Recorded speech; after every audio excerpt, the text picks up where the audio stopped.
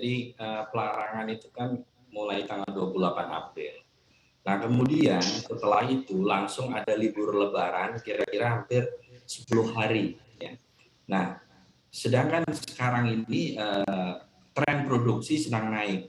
Jadi setelah mulai kembali beroperasi perusahaan-perusahaan itu menampung TBS sangat melimpah kan gitu. Nah sekarang kondisinya adalah ini tangki-tangki itu sudah akan penuh, tangki-tangki perkebunan. Nah ini kalau ini terus berlanjut akan bermasalah. Ini sudah ada indikasi bahwa minggu lalu pun tender CPO itu di KPPN itu tidak laku ya, artinya withdrawn.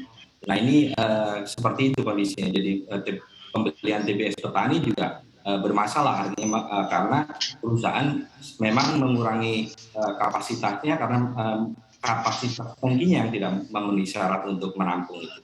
Gitu, Mbak Anita. Pak Edi, kalau kita bandingkan dengan komoditas-komoditas lainnya, terutama yang juga mencatatkan atau berkontribusi hingga membuat kita surplus hingga rekor tertinggi begitu ya. Apakah dari CPO ini merasa kita sudah kehilangan kesempatan emas begitu dengan adanya larangan ekspor dalam sebulan terakhir?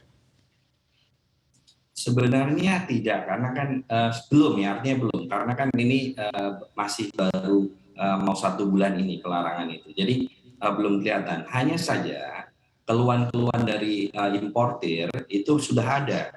Jadi mereka juga sekarang kesulitan mendapatkan minyak nabati seperti tadi disampaikan oleh Pak Aldian bahwa dengan adanya perang Rusia dan Ukraina itu shortage untuk supply vegetable oil in the world. Jadi di dunia ini kekurangan minyak nabati. Nah itulah yang menjadikan para importir minta juga supaya untuk pelarangan ini bisa segera dibuka kembali. Itu jadi kalau langsung kehilangan rasanya tidak. Hanya saja memang kalau berkepanjangan pasti akan bermasalah.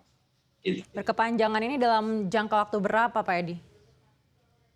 Sebenarnya kalau bermasalah di dalam negeri, artinya dari segi produsen di kebun itu tidak sampai sebulan ini sudah stop, mungkin seluruh produksi di Indonesia akan stop karena tangki tidak sanggup menampung.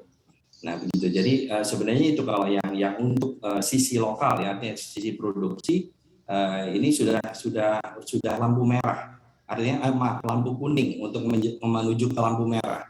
Nah ini seperti itu. Nah kami tidak tahu nanti apakah nanti ada tuntutan dari importer, terutama yang sudah kontrak.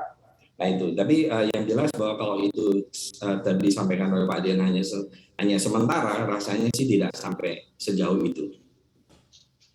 Baik, kalau kita melihat dengan adanya larangan ekspor ini tentu berpengaruh terhadap harga CPO secara global begitu. Apakah juga Gapki sudah memperhitungkan keuntungan yang mungkin diperoleh apabila harga CPO ini secara global sudah tinggi dan akhirnya larangan ekspor dicabut?